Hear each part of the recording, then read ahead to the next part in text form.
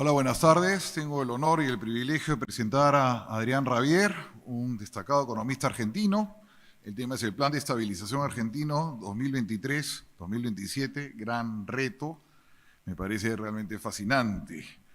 Adrián nació el año 78 en el Mundial de Argentina, es un chico joven, es experto en teoría monetaria, ciclos económicos, pensamiento económico, es doctor en economía aplicada por la Universidad Rey Juan Carlos, es máster en economía en SADE, es economista de la Universidad Nacional de Buenos Aires, es docente también en el mismo SADE, en el Swiss Management Center, en la Francisco Marroquín y en el Instituto Argentaria. Él es de la escuela de Hayek, Buchanan, Ronald Coase, Bernard Smith, Elian Ostrow. Él es especialista en la escuela austriaca, ¿no? Vamos a hablar un poquito más de eso dentro de un minuto. Es miembro de la Sociedad Mont Pelerin, ustedes saben que es una organización mundial, está centrada en difundir las ideas del liberalismo por el mundo, y él también tiene un faro, que es la Fundación Faro, precisamente en Argentina, un think tank cuya figura más señera es Alberto Venegas Lynch, ¿no? Conocidísimo economista, veterano él, en Argentina, Agustín Laje, que todos los conocemos aquí por sus posiciones siempre combativas, el chileno Axel Kaiser y mi compatriota Enrique Gersi. Bueno, las ideas de Adrián giran pues en la escuela austriaca, ¿no? O sea, que los fenómenos sociales son básicamente acciones individuales, no son esfuerzos colectivos, es una primera diferencia. El valor de los bienes no es por costos, el valor de los bienes es subjetivo, es la utilidad que le damos nosotros, ¿no? Podemos comprar en eBay una camiseta de un cantante de rock que puede costar millones, costó muy poco, pero el valor que le damos subjetivo es lo importante, ¿no? Y se estudia mucho los ciclos económicos en esta escuela, ¿no? Que según la escuela austriaca son distorsionadas por las emisiones monetarias, ¿no? La escuela austriaca es Menger, Hayek, Kirchner, ¿no? Los precios son básicamente la información, por eso fracasa el socialismo, porque la burocracia no es la que debe planificar ni asignar los precios ni los recursos del mercado, sino el mercado, perdón. Los precios básicamente te dan la información. Tiene libros muy interesantes, aquí la persona que estoy presentando, En busca del pleno empleo, La globalización como orden espontáneo, El rostro humano del capitalismo global, varios tomos sobre la escuela austriaca. Entonces, vamos a ver un tema muy interesante porque en Argentina ha habido, a diferencia de otras experiencias de reformas profundas, motosierra. Porque es muy importante bajar impuestos y este tipo de cosas, dar reformas, pero es muy importante recortar al Estado. Por ejemplo, Reagan no tuvo motosierra. Siempre le recomiendo este libro, El triunfo de la política, de David Stockman, que se lo voy a regalar ahora a Adrián. Él no recortó el gasto como debió hacerlo y disparó el déficit brutalmente, y desde ese entonces Estados Unidos, salvo muy breves momentos, ha estado en rojo, ¿no? Y ahora hay un problema que también el DOGE, o como quieran llamarlo, que quiso implementarlo Musk, se quedó muy corto. En Argentina, al contrario, en Argentina se ha empezado y se está siguiendo con el tema de la motosierra, que espero que se incremente después de las elecciones de octubre. Me imagino que habrá una pausa pues, en estos momentos en las reformas, esperando cómo viene la mano electoral, ¿no? El gran enemigo, y eso lo va a explicar Adrián seguramente en extenso, de Argentina siempre ha sido el dólar, ¿no? Siempre se les ha ido el dólar. Argentina ha tenido momentos muy cortos de ortodoxia económica, según me explicó el mismo Adrián, con Alzogaray en el gobierno de Frondizi, pero fue muy breve, en la dictadura Onganía con Krieger, y Cavallo en un momento de estabilización en su momento con Menem. Cavallo tuvo muy malos momentos en los 80s y después con De la Rúa. Entonces el gran reto de Argentina primero es manejar el dólar, qué va a pasar con el dólar, y segundo que estas reformas sean irreversibles, porque aquí lo importante es que no regrese pues el peronismo, ¿no? Lo importante es que estas reformas se queden para siempre y no sea un bache más en la historia argentina. Entonces lo dejo aquí con Andrés Rabier. Muchas gracias.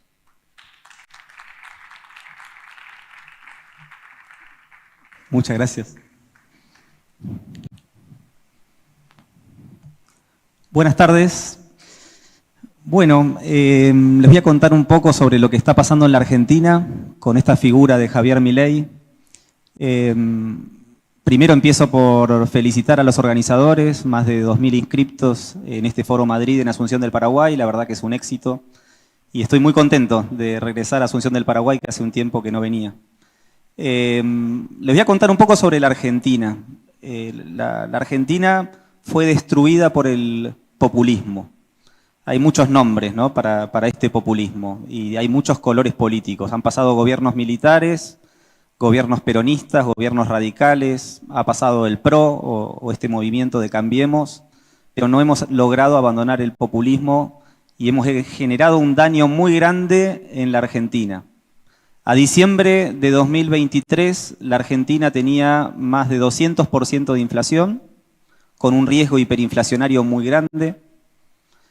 6 de cada 10 chicos no comían todos los días, la pobreza era más alta del 50%, la indigencia superaba el 20%. Todos los precios estaban controlados, regulados por el gobierno, desde el tipo de cambio del dólar, que estaba regulado, controlado, hasta el precio de la carne, el precio de la leche, muchos precios en los supermercados, con los famosos precios cuidados, que hacían que había desabastecimiento en muchos supermercados.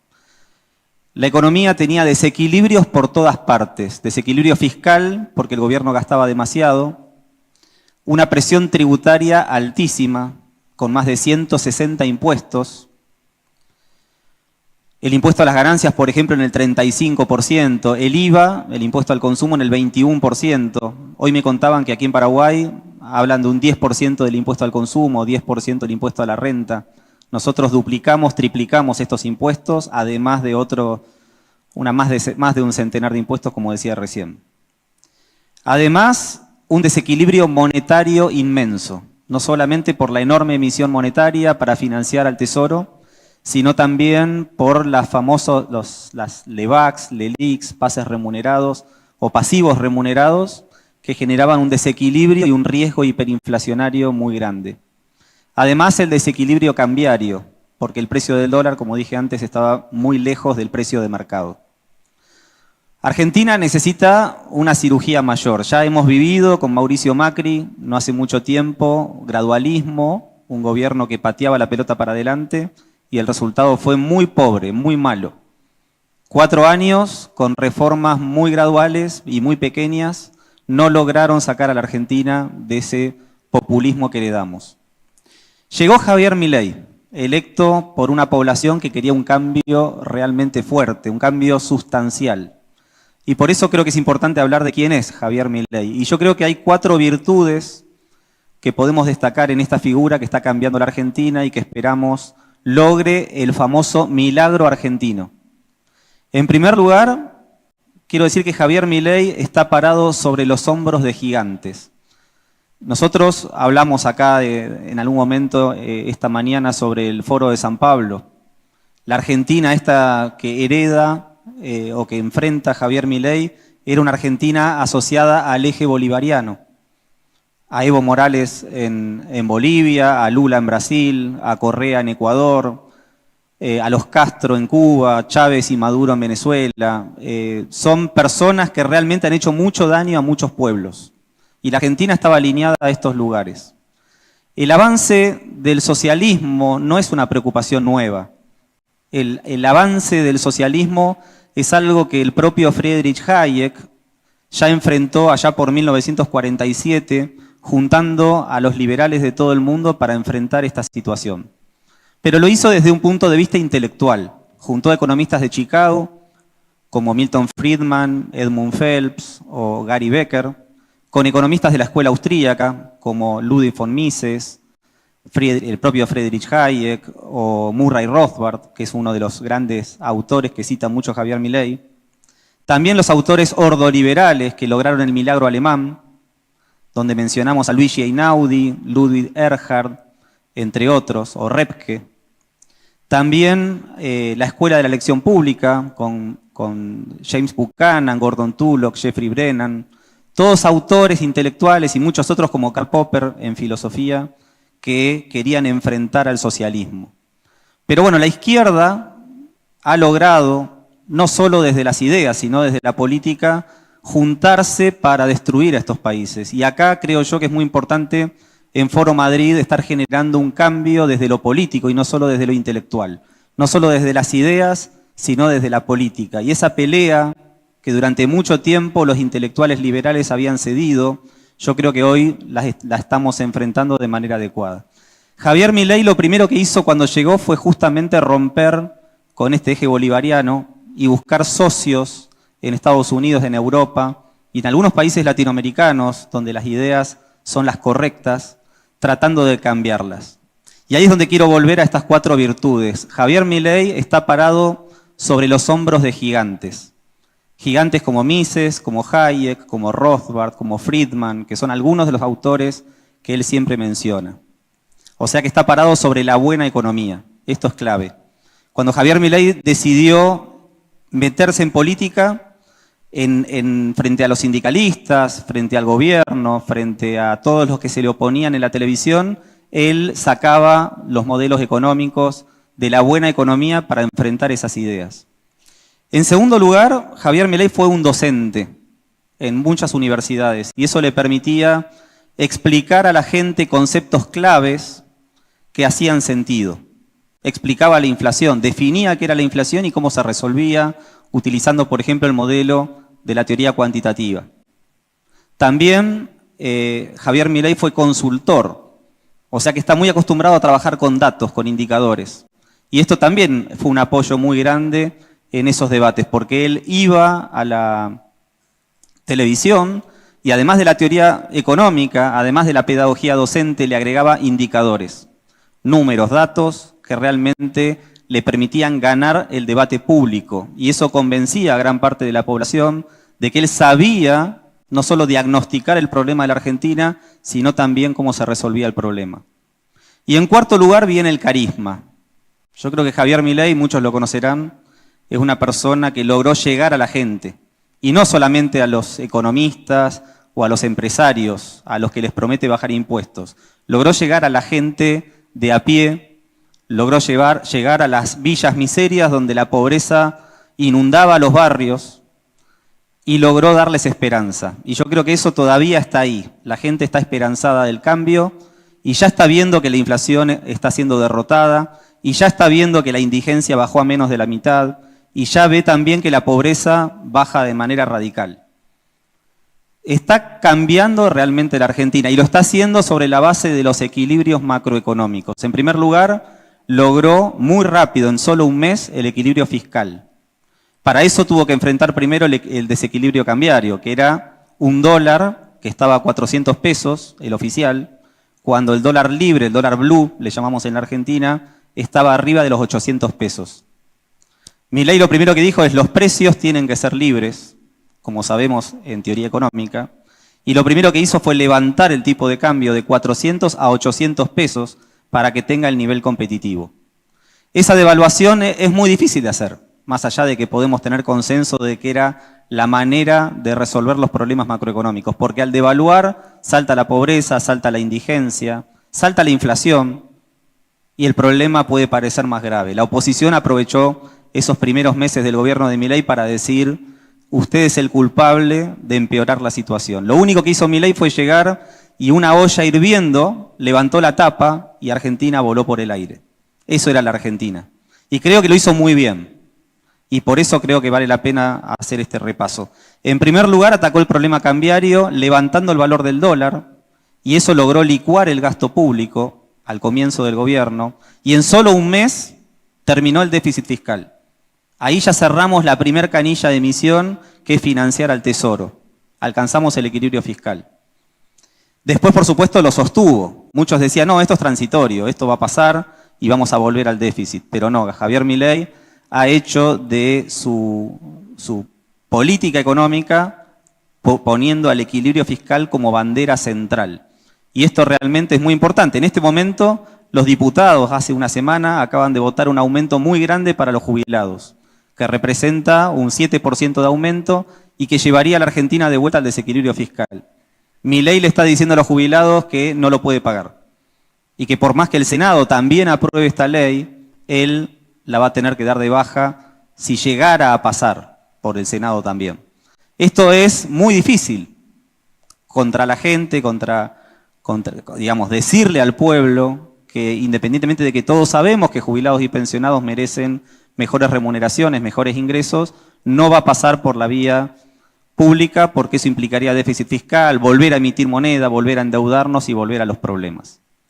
Con lo cual, ahí creo que hay algunas banderas claves. En primer lugar, haber resuelto el problema cambiario inicial, recuperando el valor del dólar. En segundo lugar, equilibrando las cuentas públicas, para lo cual, además de una licuación de los ingresos, Javier Milei aplicó la famosa motosierra. ¿Qué es la motosierra y en qué consiste? ¿Cómo lo logró? En primer lugar, lo que dijo fue, bueno, se terminaron las transferencias discrecionales a las provincias. El populismo compraba la voluntad de los gobernadores, de los legisladores de todas las provincias, comprando los votos a cambio de transferencias. Milei bajó esas transferencias a 0. En segundo lugar, dijo, se terminó la obra pública. Ya no vamos a hacer más rutas, son tan buenos como sí podemos ver en otras áreas. Son tan buenos como sí podemos ver en otras áreas. También recortó subsidios a una población que tenía altos niveles de pobreza, le dijo a partir de ahora van a tener que pagar lo que vale el combustible, lo que vale la luz, lo que vale el gas, lo que vale la telefonía. Todos los precios tienen que ser los que tienen que ser. Y retiró todos los subsidios económicos que implicó un ajuste fiscal muy importante. Por supuesto, muy doloroso para la gente, porque tuvo que ahora sacar una buena cantidad de dinero de sus ingresos mensuales para poder pagar los servicios públicos, ¿no? Son todas medidas antipopulares y sin embargo muy significativas para atacar el problema que él entendía tenía la Argentina. ¿Qué más hizo Milei? Bueno, recortó el gasto público por donde pudo. En primer lugar, achicó los ministerios. Había como 20 ministerios, digamos, lo bajó a la mitad. 8, 9 ministerios quedaron nada más. Algunos los agrupó, pero realmente achicó estructuras a la mitad de ministerios, la mitad de secretarías, la mitad de subsecretarías, la mitad de direcciones nacionales. Esto implica muchos menos funcionarios. Y en muchas de estas secretarías, cuando empezaron a aplicar el presupuesto asignado, les sobraba el dinero. Y en lugar de hacer lo que hacen todos los países del mundo, lo que hizo la Argentina durante mucho tiempo, que es utilizar el presupuesto que tenían asignado sabiendo que si no lo perdían, en gran parte del Estado de Milei, el presupuesto que no era asignado sobró y eso permitió también un ahorro fiscal más importante. También se le dijo que a todos los contratados del gobierno no se les renovaban los contratos. Se les permitió terminar los contratos por el plazo que tenían acordado, pero no se renovaron los contratos. Eso implicó mucha corrección del sobreempleo público que tuvo la Argentina.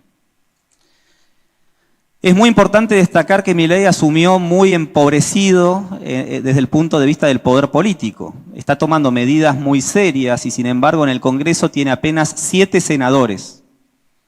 Son 7 senadores, con lo cual ninguna ley va a poder pasar por el Congreso.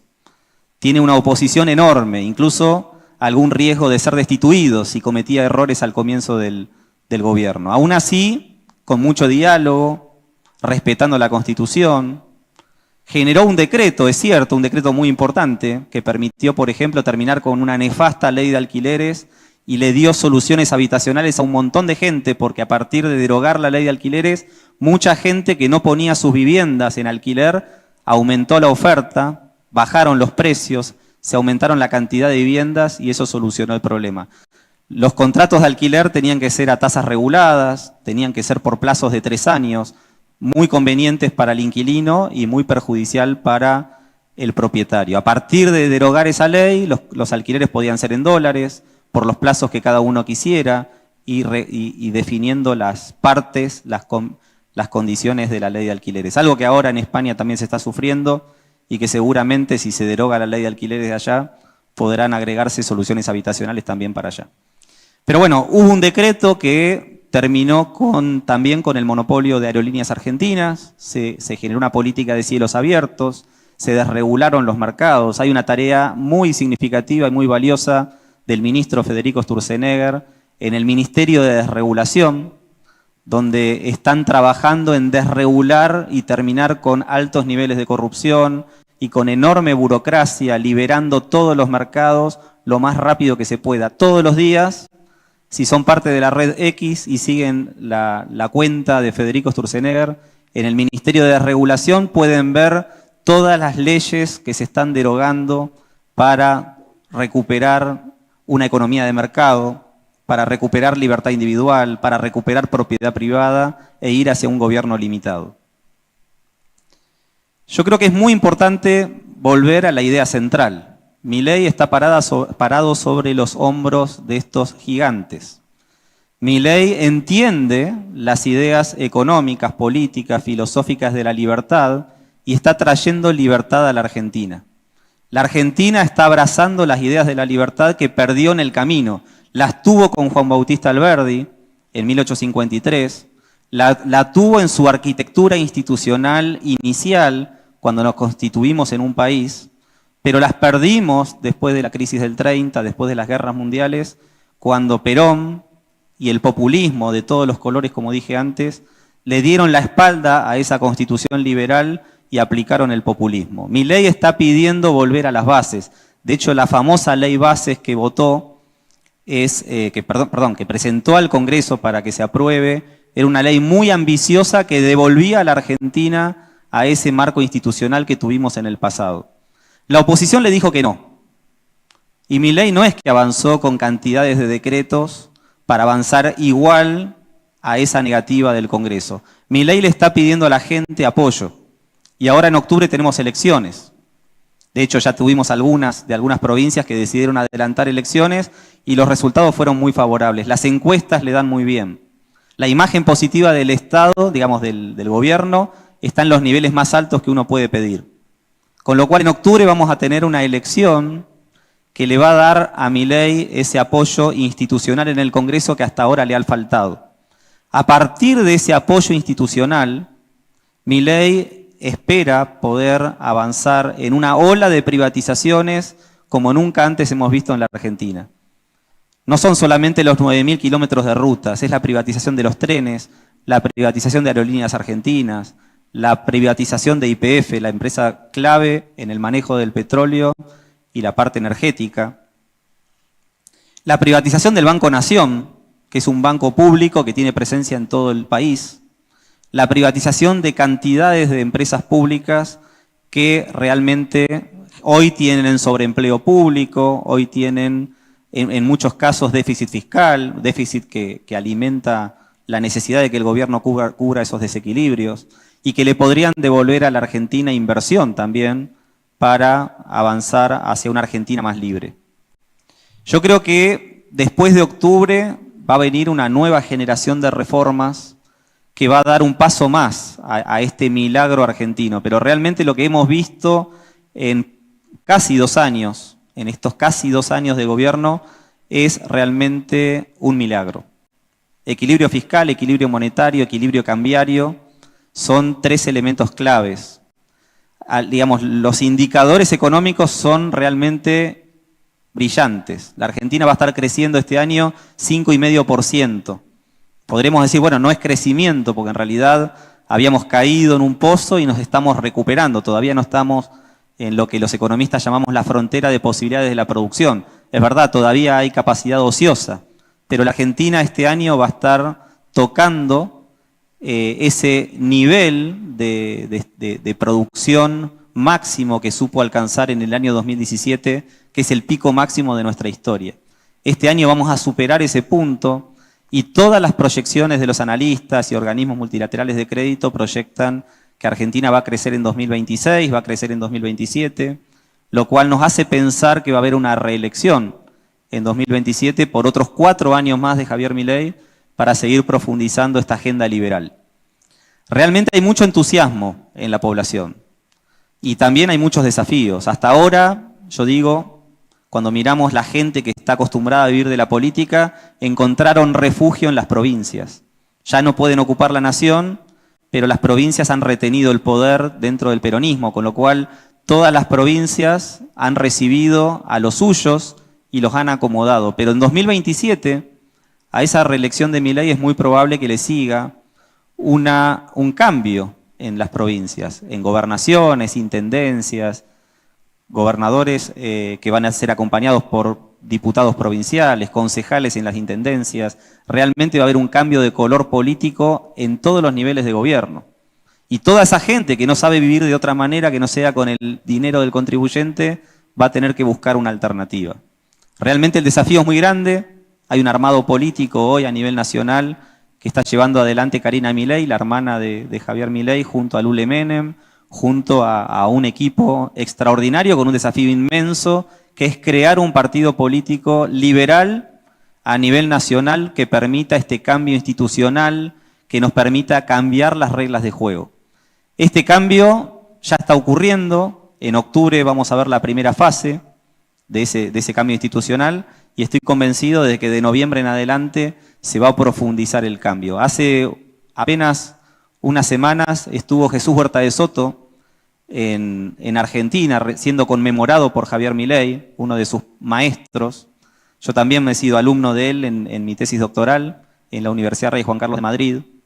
Y cuando le hicieron una entrevista a Huerta de Soto, él dijo algo que me parece muy significativo, y es que Milei no va a parar. Hemos visto muchos intentos de transformación de la economía, y después de unos pocos cambios, uno se quedaba relativamente contento con ciertos equilibrios alcanzados, y a partir de ahí se amigaba con la idea de detener los cambios. Yo creo que Milei tiene una agenda muy ambiciosa para la segunda parte de este primer gobierno. De octubre en adelante, por 2 años, vamos a ver esa ola de privatizaciones, va a continuar el proceso de desregulación y por sobre todas las cosas vamos a ver una reforma tributaria muy ambiciosa, que ya el Toto Caputo, el ministro de Economía y su equipo económico han dado algunas pistas de esta reforma tributaria. La Argentina tiene 170 impuestos. Y apenas 11 impuestos permiten recaudar el 90% del total de la recaudación. La Argentina puede tener en breve una reforma tributaria que implique la eliminación de 150 impuestos para quedarnos apenas con una decena o menos de 20 impuestos. Obviamente se requiere mayoría en el Congreso, se requiere consenso con las provincias. Y la curva de Laffer, que Javier Milei cita permanentemente, nos muestra que podemos eliminar impuestos y sin embargo recaudar más. Una vez que eliminamos el laberinto fiscal, una vez que mejoramos los incentivos, una vez que aumenta la masa de inversión y producción, la misma cantidad de impuestos reducida permitiría una igual o incluso mayor recaudación. Ese creo que es el desafío clave que va a venir después de octubre, con el cual estamos también muy esperanzados. Con lo cual, en principio, lo que podemos ver hasta ahora es que Milei ha logrado equilibrios macroeconómicos, fiscal, monetario, cambiario, ha logrado bajar la inflación, ha logrado bajar la pobreza, ha bajado la indigencia. En materia de crecimiento y producción, tenemos 3 sectores claves que son muy significativos. Primero, el campo, la producción agropecuaria, cereales, oleaginosas, carne, frutos, están dando rendimientos muy buenos. Tenemos la minería, que durante mucho tiempo quedó abajo de la tierra, oculta, ahora está siendo explotada y generando rendimientos crecientes, exportaciones, trabajo y grandes ingresos en dólares para el país. Y se agrega también la energía, Vaca Muerta, donde hay petróleo para 200 años, derivados del petróleo, gas. Ahora acaba de haber un acuerdo con Meloni en Italia para exportar gas también. Realmente está generando un empuje bárbaro. Cuando uno compara con gobiernos anteriores, siempre había una restricción cambiaria que era clave. Tenemos un proceso en el cual estamos generando una cantidad de divisas que permiten financiar importaciones y tenemos una enorme entrada de alimentos, bebidas, indumentaria, tecnología, que está entrando en la Argentina a precios internacionales. Eso es una presión a la baja de los precios de la economía claves, que también ayudan a bajar el costo de la canasta y a reducir la pobreza. Con lo cual, no solo desde el punto de vista macroeconómico, la Argentina se está ordenando Esto está generando mucho entusiasmo. Es el momento de votar en octubre. Yo creo que va a ser muy, muy positivo este cambio. Y a partir de ahí vamos a profundizar un poco más este modelo. Pero bueno, agradezco el espacio, felicito a los organizadores de Foro Madrid por este evento y la convocatoria, y les agradezco el estar escuchando. Un abrazo.